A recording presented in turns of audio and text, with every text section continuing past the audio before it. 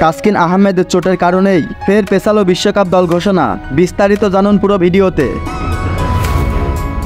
বিশ্বকাপের বাকি আর মাত্র ১৯ দিন।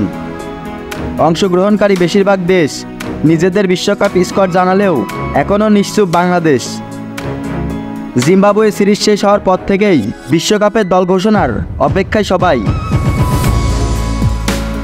জানা গিয়েছিল আজ হতে পারে স্কোয়াড ঘোষণা, কিন্তু সেটা আর হচ্ছে না। আগামীকাল মঙ্গলবার ১৪ মে ঘোষণা করা হবে বাংলাদেশের বিশ্বকাপ স্কোয়াড। মূলত ডানহাতি পেসার তাসকিন আহমেদের চোটের কারণেই দ্বিধায় বাংলাদেশ ক্রিকেট বোর্ড। পাঁজরের চোট পেয়ে তাসকিনের বিশ্বকাপের সম্ভাবনায় উকি দিয়েছে কালো মেঘ। গতকাল রোববার তার স্ক্যান করানো হয়েছে। জানা গেছে এরই মধ্যে তার রিপোর্টের কপি পাঠানো হয়েছে যুক্তরাষ্ট্রে। পরবর্তী সেখানকার চিকিৎসকদের মতামতের ভিত্তিতে নেওয়া হবে চূড়ান্ত সিদ্ধান্ত। যদি তাসকিনের স্ক্যান রিপোর্টের খবর নেতিবাচক আসে তাহলে ভাবতে হবে অন্য কারোকে নিয়ে। সব মিলিয়ে শেষ মুহূর্তে এসে কিছুটা বিপাকে বাংলাদেশ ক্রিকেট বোর্ড। এদিকে ১৫ তারিখ রাতে বিশ্বকাপের জন্য দেশ ছাড়বে বাংলাদেশ দল। মধ্যে সময় আছে মাত্র একদিন।